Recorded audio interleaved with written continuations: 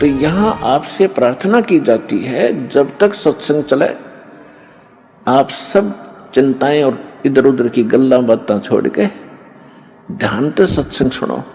मत दे दी है बालम बैरेनु, मत दे दी है बालम बैरेनु, मैं तो दे दी है।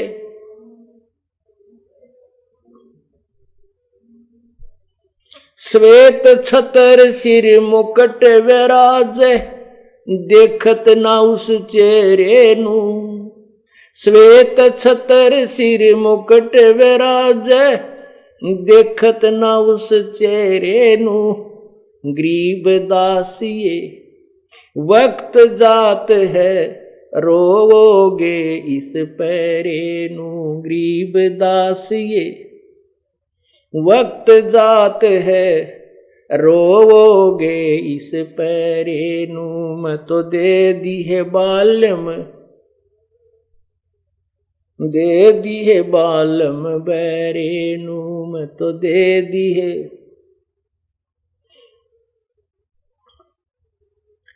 क्या बताया कि श्वेत छत्र उस पूर्ण परमात्मा के सतलोक के अंदर जहां वो सिंहासन पर विराजमान है, वो पूर्ण ब्रह्म, उसके सिर के ऊपर श्वेत छत्र लगा हुआ है और सिर के ऊपर मुकुट है उस मालिक के। श्वेत छतर सिर मुकुट विराज, देखत ना उस चेहरे नू। वो कहते हो साकार परमात्मा को नहीं देख रहे हो। और गरीब दास ये वक्त जात है, रोवोगे इस पैरे नू। कहते हैं ये समय हाथ से, मनुष्य जीवन का जो समय वक्त आपके हाथ से जा रहा है और ये गलत साधना में खो दिया, तो रोया करोगे इस समय को याद करके।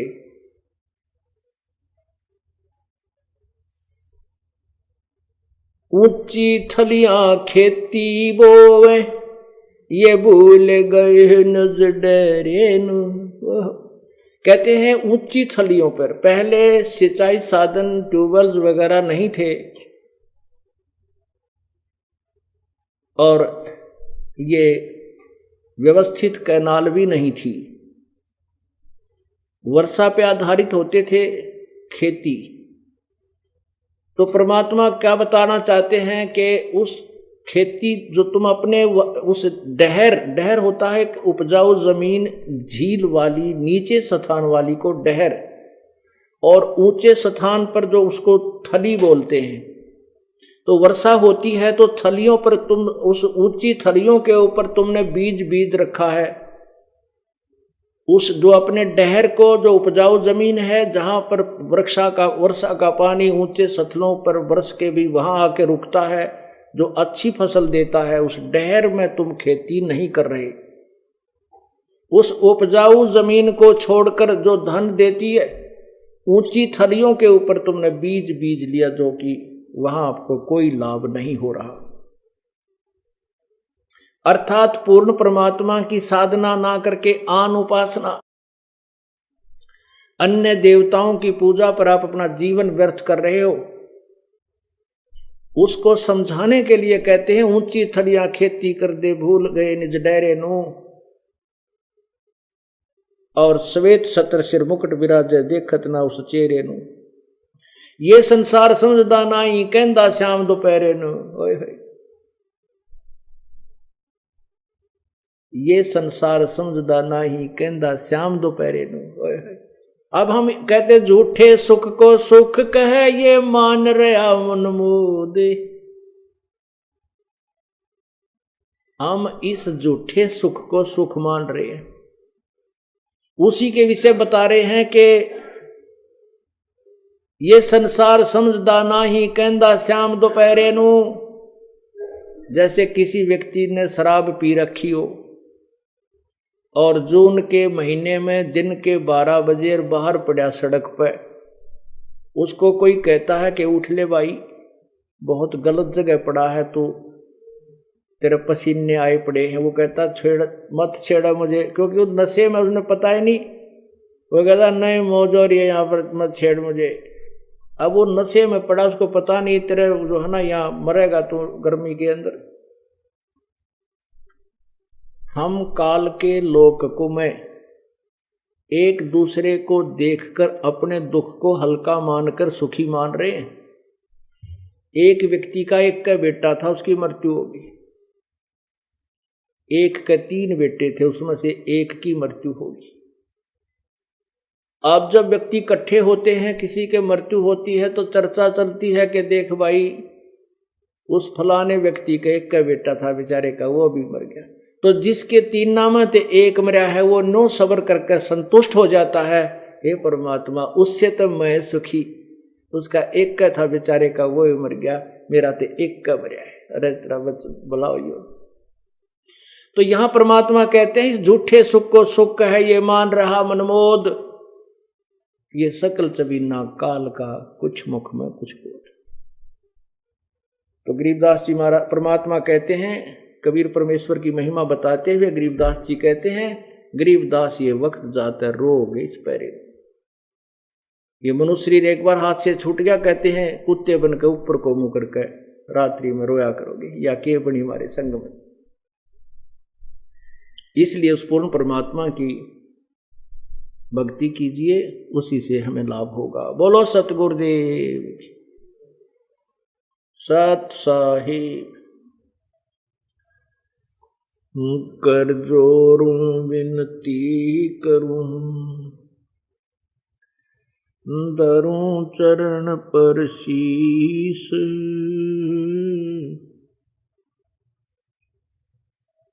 गुरु राम देवानंद जी महाराज ने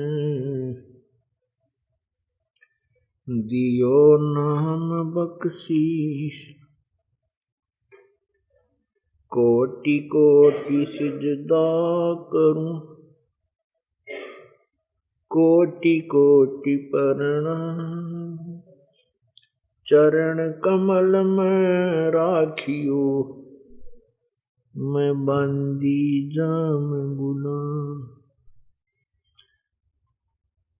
जय इब कै सतगुरु मिले, सब दुख आँखों रोए, चरणों ऊपर शीस रखूं, कहूं जो कहनी होए।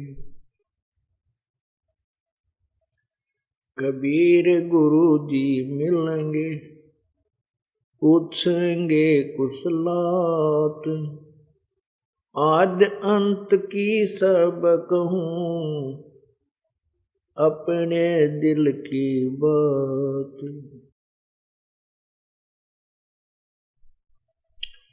गुरु जी तुम ना भूलियो,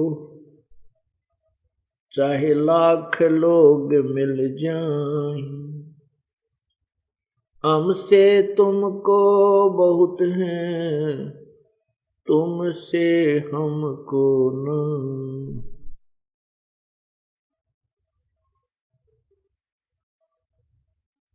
तुम्हारे विसारे क्या बने, मैं किसकी शरण में जाऊं। शिव विरंच मुनि नारदा, तिनके हृदय न सुना। बंदी छोड़ दयाल जी, तुम तक हमारी दौड़े। जैसे काग जहाज का, सूजत और न ठोरी। सतगुरु के दरबार में मेरी थर थर कांपे दे, ना जानो किसी बात पर हमरा टूट न जावे ने। कुत्ता तेरे दरबार का, मोतिया मेरा नाम। गले प्रेम की रस्सी, जहाँ खींचो ता जाऊं। तो करो तो बावड़ू, दूर दूर करो तो जाऊं, जो राखो तो ही रहूं, जो देवो सो खाऊं। अब गुण किए तो बहुत किए, करत न मानी हार, बावे बंदा बख्श दियो, बावे गर्दन उतार। अब गुण मेरे बाप जी,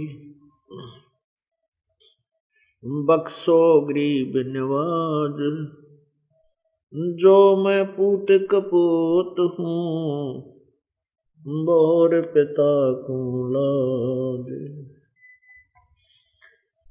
राम नाम रटते रहो,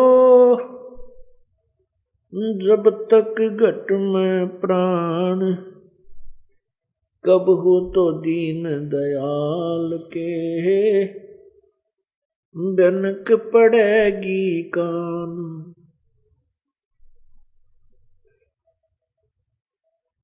मानुष जन्म दुर्लभ है, ये मिले न बारंबार, तरवर से पत्ता टूट गिरे, वो बोर न लगता डर। मानुष जन्म पाए कर, जो नहीं रटे हरि नाम, जैसे कुआ जल बिना फिर बनवाया क्या काम।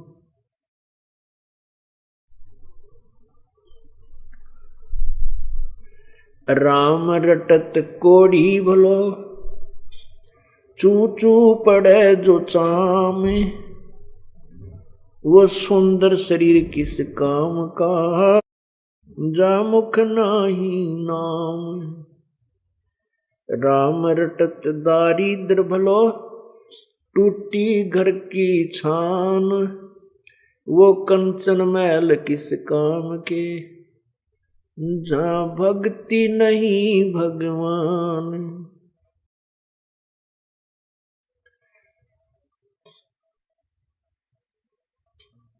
वो पृथ्वीपति चकवे गए, जिनके चक्र चलंत, रावण सरीखे कौन गिने, ऐसे गए अनंत।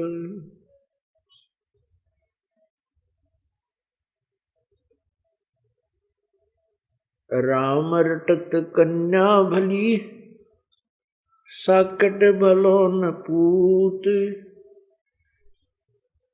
बकरी के गल में गलथना, जिसमें दूध ना मूत। परमपिता परमात्मा, सारी सृष्टि के रचनार कुल मालिक कबीर परमेश्वर, हम काल जाल में फंसी हुई अज्ञान आत्माओं को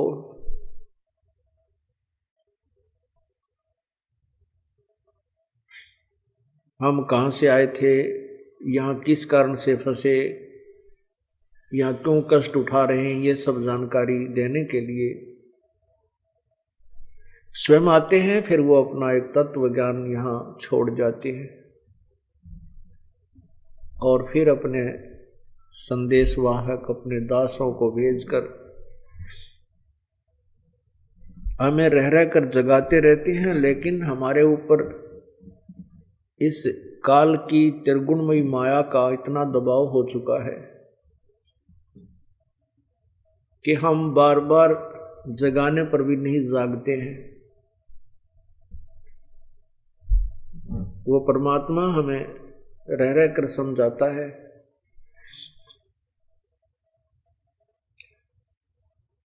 रह रह कर आते हैं और हमें अपना यथार्थ ज्ञान कराते हैं। हम यहाँ क्यों कष्ट उठा रहे हैं, हम कहाँ से आए थे, हमारा उद्देश्य क्या है यहाँ पर। आज हम बहुत संपत्ति के मालिक हैं, हमारा पूरा बड़ा पूरा परिवार है, और ना जाने किन कारणों से और कब किस समय हमारा यहाँ से जाना हो जाए, मृत्यु हो जाए।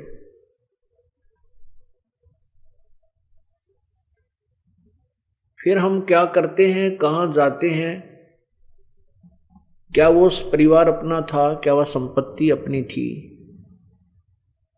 हम इन बातों पर कभी विचार नहीं करते। ये विचार भी परमेश्वर आकर ही कराते हैं कि तुम किस गफलत में सोए पड़े हो, तुमने करना क्या था, तुम कर क्या रहे हो।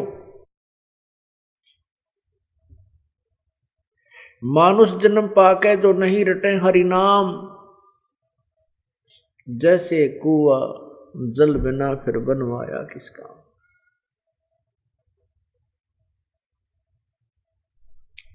परमात्मा कहते हैं राम रटत कोढ़ी भलो। कोढ़ी जिसको कोढ़ लगा हो, कुष्ठ रोग युक्त व्यक्ति बहुत परेशान होता है, और कहते हैं उसका चू चू पड़े जो चाम, उसका कट कट के चाम पड़ रहा है, गिर रहा है। यदि वो भी परमात्मा की भक्ति कर रहा है तो उस व्यक्ति से वो अच्छा है जो सुंदर शरीर युक्त है, स्वस्थ शरीर है और परमात्मा याद नहीं करता है।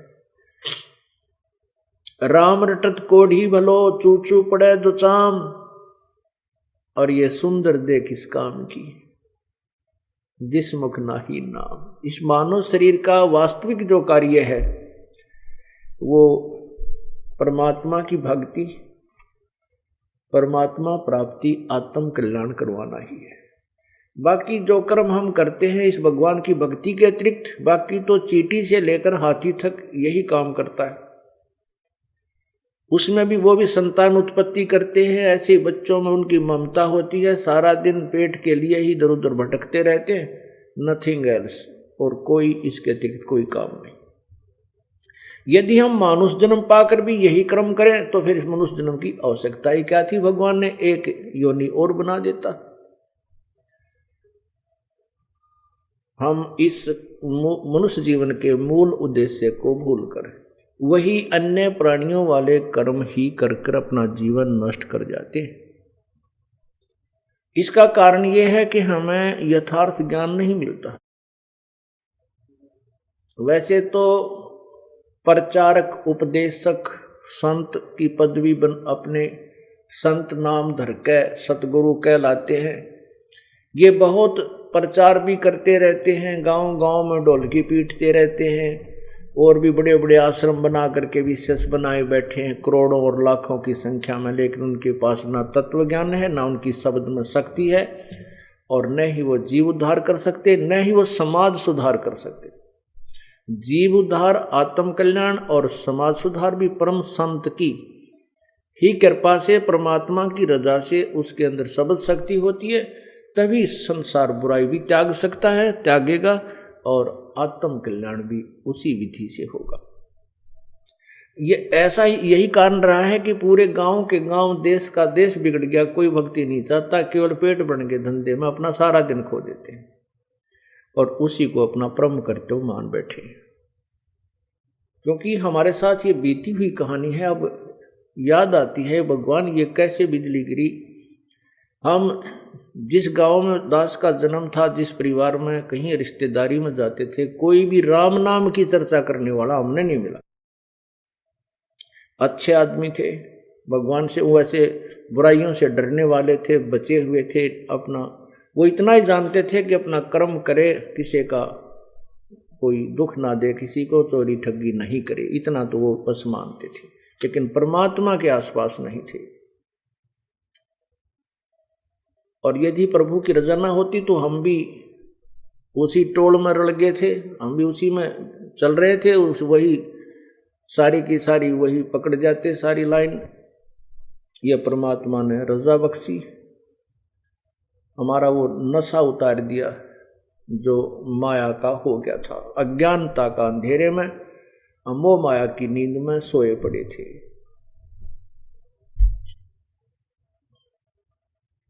तो ये सब कार्य यही रहा कि कारण यही है कि जैसे गांव गांव में पहले बहुत अच्छे धार्मिक लोग हुआ करते थे, और ये नकली संत कथा भी करा करते थे।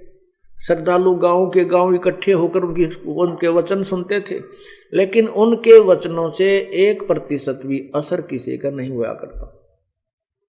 क्यों नहीं होता था? क्योंकि उनसे न तो कोई संसारिक सुख होता था उन संतों के द्वारा, और न ही उनके शब्द में शक्ति थी, वो कोई विकार भी नहीं छोड़ सकते थे। इसलिए कुछ दिनों के बाद ये नास्तिक होते चले गए। परमात्मा उनके द्वारा बताई गई विधि से कोई लाभ जनता को नहीं हुआ, श्रोताओं को नहीं हुआ, जिस कारण से उन्होंने परमात्मा को भजना ही त्याग दिया कि कुछ नहीं रखा, सब कुछ साधनाएं कर ली, हमें कोई लाभ हो नहीं रहा। इसलिए ये नास्तिक बन गए। नास्तिक भगवान से दूर हो गए, बीड़ी शराब मांस तम्बाकू पीने लगे, चोरी ठगी करने लगे, और चोरी ठगी करके हम धनवान बनने की चेष्टा करने लगे। जबकि परमात्मा की साधना से, भगवान की भक्ति से, विधिवत साधना से हम धनी भी हो सकते हैं, हमारे कष्ट भी दूर हो सकते हैं। वो विधि, वो कनेक्शन, उस पावर का हमें नहीं मिला, जिस कारण से हम भगवान को भूलने लगे। भाई जो गुरु वचन पे डट गे रकट गे फंद 84 के, कट गे फंद 84 के, रकट गे फंद 84 के। भाई जो गुरु वचन पे डट गे रकट गे फंद 84 के। वस्तु मिली ठोर की ठोर, मिट गई मन पापी की दौड़। और अधिक जानकारी वसंत रामपाल जी महाराज जी से निशुल्क नाम दीक्षा प्राप्त करने के लिए संपर्क करें। हमारे संपर्क सूत्र हैं 8222880541, 8222880542। आप नीचे स्क्रीन पर दिए गए हमारे अन्य नंबरों पर भी संपर्क कर सकते हैं। विजिट करें हमारी वेबसाइट पर। हमारी वेबसाइट है www.jagatgururampalji.org। अगर आप ये वीडियो YouTube पर देख रहे हैं तो हमारे चैनल को सब्सक्राइब करें और बेल आइकन को दबाना ना भूलें। अगर आप Facebook पर ये वीडियो देख रहे हैं तो हमारे पेज को लाइक करें।